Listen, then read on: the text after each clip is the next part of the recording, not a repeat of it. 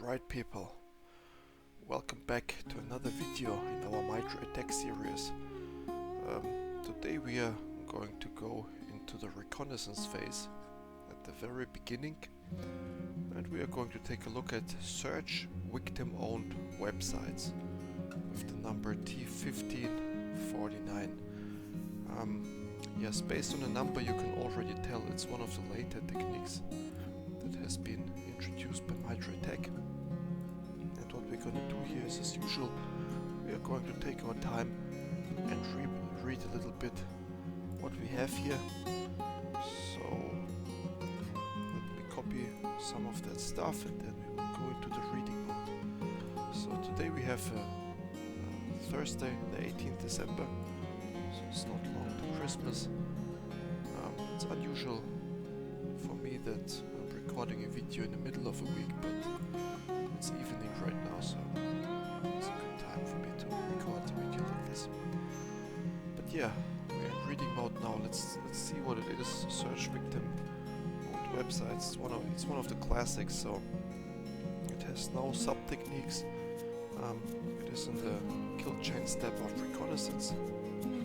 Platforms, it says PRE. I believe it has no platform specification here, but it's just a website, or even the newspaper can be part of that. And you have here again this name, Professional Paranoid. We have read that. It was already part of one of the techniques that we covered. Yeah, it's pretty new, October 2020. That's also something to be mentioned here. So websites, they do exist for a long time, right? But at MITRE attack, this technique has been added fairly late. That's because the simple things, it's called hiding in plain sight. Okay, so this very obvious technique is of course not as fancy as buffer overflows or, I don't know, brute force attacks. So this technique is subtle, but it is very important, and I'm glad that they added this to this website. I think in our kill chain series we mentioned this idea on how to do reconnaissance, and searching a website was one of the ideas that I proposed there, or that I covered there. But okay, let's read a little bit of text. So adversaries may search websites owned by the victim for information that can be used during targeting. Yes, that's what you want. So people, they want to do a fancy website to impress potential clients that want to buy the product or want to do some business-to-business interactions with them. But while doing that, while trying to show something fancy, you might expose also valuable information for the adversary, and this is called targeting here. First you need to know, is the target even worth it to be attacked? Is there something valuable to steal? And that's what you can find on websites. I cannot go together with you on example websites of companies, because this would be considered a instruction to hack a company, and that's illegal. But do that yourself. Okay, so go on a website and try to find something that looks interesting to you from the perspective of an attacker. So would you attack something based on what you see there?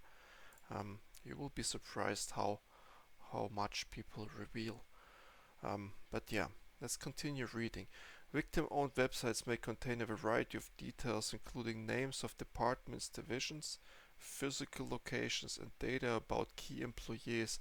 Yeah, so this data about key employees, that one you don't necessarily find on the website. You find it on LinkedIn, on some social websites where people put down the details where they work. But yes, on the website you have employees as well, such as names, roles, and contact info. So email addresses you don't necessarily have on websites anymore. You have contact formulas where you can just get in contact with them. They don't provide you email addresses, but here this email address, that's a technique that we might dive into. Then these sites may also have Details highlighting business operations and relationships. Yes, of course. So they highlight usually strategic relationships and business operations. They also need to highlight because after visiting a website, you want to have an idea of what do they produce, and that's business operations here. Yes, just go on your own website from your company and see how much you can find there. Adversaries may search victim-owned websites to get actionable information. Information from these sources may reveal opportunities for other forms of reconnaissance, phishing for information, search open technical databases. Well, that's interesting. Open technical databases. I need to dig into this. What is that even? But sometimes, yeah, you have public-facing, internet-facing database access. Yes. I would expect this to be behind a VPN, but let's see. Let's read on that at a later point. What else? Establishing operational resources, establish account or compromise account, and or initial access. Trusted relationship, phishing. Yes, interesting. So phishing we already covered. In addition to manually browsing the website, adversaries may attempt to identify hidden directories or files that could be that could contain additional sensitive information or vulnerable functionality. Yeah, so this idea of hidden information on websites, it indeed exists. Hidden directories that unfortunately exist. It existed back in the day. This was a classic when websites were something new, people built their own website. It was cheaper, and they left these hidden directories there. And for some reason, in the first years, we're talking about year 2000. It's like 25 years ago. They had these hidden directories. They were accessing them, hoping nobody else would find them. But of course, you can create a script that scans for these.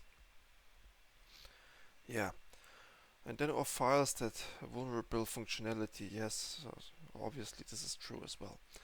And they may do this through automated activities, such as wordless scanning, as well as by leveraging files such as sitemap XML and robot.txt.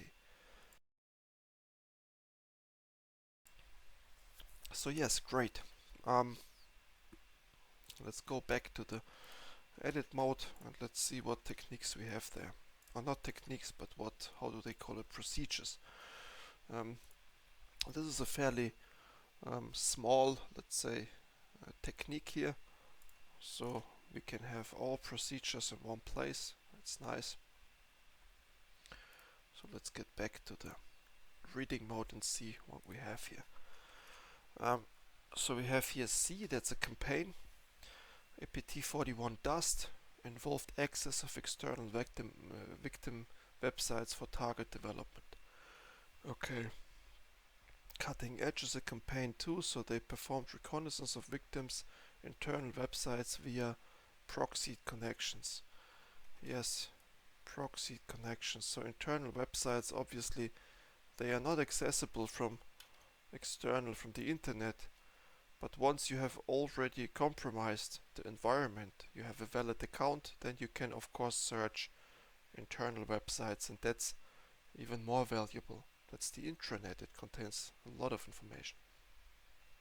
Exotic Lily, we have seen that name, has used contact forms on victim websites to generate phishing emails. Yes, contact forms. You don't necessarily see email addresses so much anymore, but these contact forms, this is what can be critical.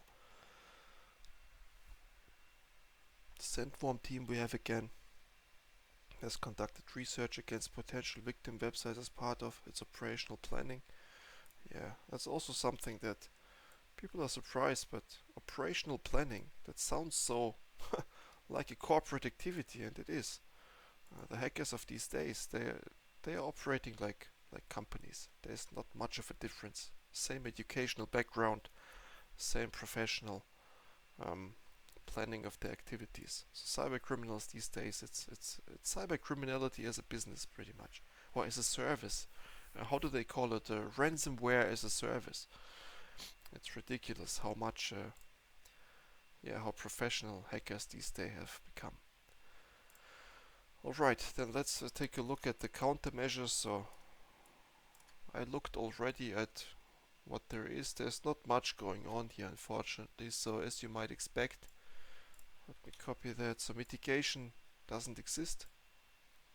I wouldn't expect anything else. But let's read it. So this technique cannot be easily mitigated with preventive controls since it is based on behaviors performed outside of the scope of enterprise defenses and controls. Efforts should focus on minimizing the amount of sensitive data available to external parties. And that's what I would also recommend. So yes, you can't mitigate somebody looking at your website, I get it, but obviously one mitigation, even though they don't name it like this, one simple mitigation is don't put up information that might compromise your company. And that's the only thing you can do. So before you approve a website, make sure that you scan it yourself from the hacker's eyes with the mindset of a hacker and see if that is dangerous or not. And detection strategy, well, it's obviously related to HTTPS, as I can see here. But let's see, monitor for suspicious network traffic that could be indicative of adversary reconnaissance, such as rapid successions of requests, indicative of web crawling. Yes, you need to find web crawling. That's the buzzword I was looking for. So sorry, my mouse is a little bit. So web crawling is what you want to be looking for. So you can detect that robotic behavior. There is a certain difference of humans browsing your website, the same way we browsing the MITRE website right now, and computers browsing the website, so the rate at which they access information is higher. Intelligent web crawlers, they have pause functionalities, so they try to mimic human browsing behavior, but not necessarily. So there is a chance that you can catch a hacker by simply, or a crawler by looking for the timing. And then from a single source, yes, especially if it is known already, but don't expect that. So they sit behind the VPN as well. They have some, basically some just VPN services. And then analyzing web metadata may also reveal artifacts that can be attributed to potential malicious activities, such as referrer or user agent string HTTPS field. So I don't exactly know what that means. I'm not much of a web engineer, but that's okay. So at least we know what your SOC should be looking out for. And as a final thing, what we have here, let's take a look at sources that we might want to read. So we have covered quite a few MITRE techniques by now, and after that I think there are also some ideas that we might want to use, or some ideas of what to read here, and I think that's also something that we will consider in the future for sure. We will see what do we want to read, and here in the sources we see certainly some names that repeat themselves, so those would be the ones that we would address then. So CISA I see here, fairly recent, 1 year, that's okay. People's Republic of China has security tradecraft in action, interesting. Then there is this research team here, KISA. I want to read that to 21, that's okay, it's on phishing. Who else do we recognize? I think this Meltzer. I've seen this name multiple times as well. DOJ, Department of Justice, right? I think that's what it means. I'm not very familiar with the departments of US agencies and departments there, but they have a lot of them. Proofpoint, obviously, they have 2 in the GAN CISA. Yeah, so we have seen some of those here. Yeah, I don't see much that catches my eye, so let me know in the comments what you think. But yeah, I think this is for now a good overview, so let's just wrap up things real quickly. This editing mode, so we know what the search victim owned website now looks like. We can find it on the kill chain, and we also have now an idea of the procedures, so what hacker groups have used this in the past and how does it look like on a high level, so you can always dig one level deeper if you like to. We know mitigations and detection strategy on a high level now, so mitigation, don't put up much information. Detection strategy, just look for reconnaissance, web crawling type of activities. And references, we have seen also some of those. So that's a quick little video on that technique. I'm really glad that MITRE put that up, because it's one of the simple things, but the simple things are the techniques that are the most dangerous, and we should also keep an eye out for those. So thank you for watching then. As usual, thank you for spending time on cybersecurity. It's time well spent, and see you in the next video then. Goodbye.